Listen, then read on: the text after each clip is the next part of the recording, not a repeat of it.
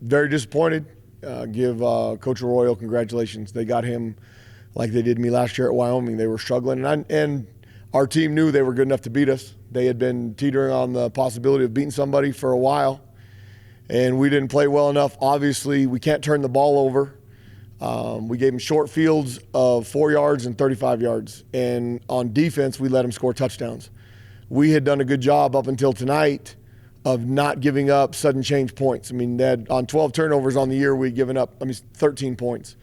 Our job is to go out there and keep them out of the end zone no matter where we give them the ball, and we didn't do that tonight.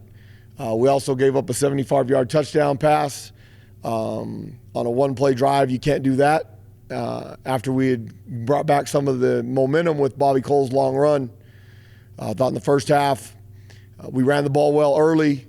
We still have to be able to throw the ball better. I mean, obviously, we're running the ball because we can't throw it very well. And you saw what happens in the second half, no different than the 5-game losing streak. We're not built to drop back and throw the ball. So we've got to be able to run the ball and be able to throw play action pass. Isaiah, hopefully, will figure out what's wrong with his ankle, how bad it is. Trey Hall, we've lost for the season. He'll have surgery on Monday, broke his ankle. Hopefully we can get Terry back this week. Hopefully we'll have Isaiah back this week. They looked at his head after the second fumble. He was fine. He was cleared from that. But he couldn't put any pressure on his foot. He couldn't put enough pressure on his foot to be explosive off of it. So we went with CJ. And to CJ's credit, he went in there and battled his tail off. People got to remember CJ Montes is a true freshman and an 18-year-old kid that probably isn't ready to play at this level yet. I mean, he'll be a good player down the road. He missed a couple reads early on in the second half. If we'd get the ball out to the perimeter, we'd have a chance. And then he missed a couple throws. Now he didn't have any protection down there. I mean, they had 8 sacks coming down the end because we struggle in protection trying to drop back. The running part of the game still gives us a chance if we don't turn it over. The message to them, and I believe in those guys in that locker room, obviously we're not very good. And that is no surprise. It wasn't a surprise when I took this job. We have a long way to go. We're still building. I think the game tonight is very similar to the UTEP game. Our kids went into this game expecting to win. That does not mean we overlooked UNLV. There's no chance that happened. Whether they've lost 15 in a row or not, there's no chance we overlooked them. They were definitely good enough to beat us. So we expected to win, and we didn't win, so there was a lot of disappointment in that locker room. Last time that happened, it took us 5 weeks to overcome it. So it's a growing moment for this program. How fast can we get over it? Because nobody thought we had enough talent or enough ability to beat Wyoming, who beat Colorado State 31-17 today. And we play a Fresno State team that's getting beat by Boise pretty bad, so they'll be ready for us. And plus, we beat them last year, so they'll be ready for us. So the object is to get our kids to show up and fight this week during practice and prepare themselves to have an opportunity to win a game. We can't make those mistakes. We're not good enough to overcome mistakes like that, being turnovers and giving up one-play drives. So it's a build in progress, and that hasn't changed. Go ahead, Van. So did you ever feel like things might get in the way? Because the guys fought the whole time. I mean, it looked like even until those last touchdowns, there was still possibility. Oh, no. I mean, up until if we don't give up the 50-50 balls that we made a couple last week against Wyoming down here on the corner before their last touchdown, they had to go to review to see if it was a completed pass. If they have to go to review, the DB should be able to get that ball out. And we've got to win that ball. If we win that ball, we keep them out of the end zone. Now the problem, we gave them a short field because we don't make a couple tackles on the punt return. Okay, we get backed up. We've got to be able to keep them out of the end zone to keep it a one-score game. When it became a 2-score game with about 6 minutes to go, now we have to throw it because we have no choice. We don't have enough time to methodically run our offense that we've had success with. I mean, we rushed for 260 yards in the first half. That should be enough to win a football game over the course of a football game if you can throw it a little bit. Obviously, we can't. So we've got to continue to recruit guys that can protect a little bit and continue to recruit quarterbacks that can throw the ball.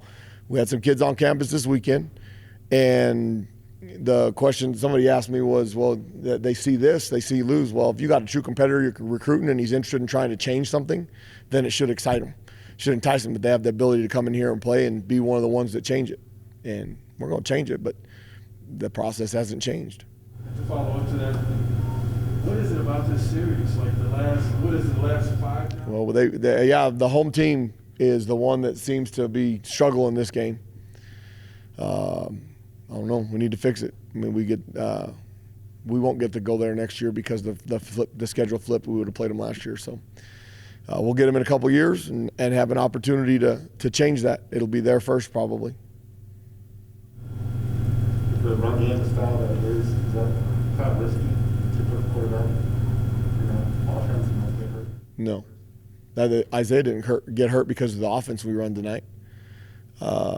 He got rolled up on his ankle. That could have happened. I mean, Trey Hall got rolled up as a wide receiver. I mean, that's not. If what we do on offense, if we read it right, I mean, they protect the quarterback so much, he'll be fine. We just have to find a guy that's. Now, part of that is, and learning what we're doing with in some of the triple stuff is learning how to get rid of the ball and fall, learning how to get rid of the ball and avoid some of those hits, being athletic enough to do some of those things. So there's not a threat to losing your quarterback because of what we do. If you think so, go look at Coastal Carolina. Go ahead, Brandon. Coach, CJ had moments and even drives where he was looking more and more comfortable. What was missing with him in the offense to really get him going? Is it a matter of just getting one big play with him? Well, he's got a lot of athletic ability, and CJ's pretty fast. Missed a couple reads early in the second half. If he can make some of those reads, we can get the ball out to the perimeter. I mean, there's some big plays to be had. And then that creates some momentum for everybody. I mean, there was a lot of momentum off the side when Bobby Cole hit that long run. Aaron Dumas had a couple long runs. Luke had a nice long run on the very first drive. I mean, the first drive we were picking them apart down the field, and then the play action to Trace for the touchdown after Trey's run where he got hurt. Trey's a tough young man now. I mean, he split his ankle and he was able to get off the field. I mean, that's a part of the mentality around here of taking pride. They take pride in that, and he did a really good job. And we'll fix him on Monday. He'll get surgery on Monday to fix his ankle, and then he'll be back next year. If we can get some of those things and get some of the momentum, it helps. It's a really fast game for a young man, a true freshman. It's hard to play any position at true freshman, no less quarterback. There's very few that have great success as a true freshman, and those guys that have great success are surrounded by unbelievable talent. Trevor Lawrence had unbelievable talent to be as successful as he was as a true freshman. That's very uncommon. And so it's not CJ's fault. I mean, CJ's going to be a good player down the road. He did some good things. He can't turn over the ball. Whether that was a fumble or not, you can't let the ball go on the ground. Isaiah can't turn over the ball. And if we don't turn over the ball, I mean, they had 300 yards total offense. If we don't turn over the ball, it's a completely different story. But that's a part of the game. You got to protect the football. And we didn't take it away enough on defense. With Isaiah, was there any concern of a concussion? He looked They looked at him. No, he got hit pretty good. Got a good hit. They looked at him. They made sure that he was okay. He was fine mentally. He was fine. He didn't have any fogginess. He didn't have a headache. None of that stuff.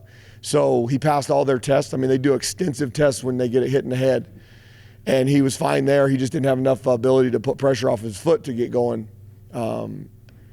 They thought he could play for a minute, and then he tried to do some cutting on the sideline and just decided that he couldn't. Were you trying to get another year for Trey? Is it too far on the line? No. Well, I mean, he'll get the COVID year. If he's played too many this year to get this year back. You can only play 4 games to get a medical. So we'll have him for another year. We won't get him for 2. Yeah. Was Trey the number 3 or the number 2 quarterback? To the game? No. Trey would have been, I mean, we kind of moved Trey to wide out. He knows some of the stuff at quarterback, but there was not a plan to put Trey at quarterback. I'd have ran Terry inside, got him dressed before we put Trey at quarterback. What's the status of Terry? How close is he? He's close. He looked okay on practice on Thursday. Still, the mobility of his arm is the biggest question, especially being able to protect himself. I'm optimistic that he'll be back this week. Anything else? Which ankle was it? Right ankle. Yeah.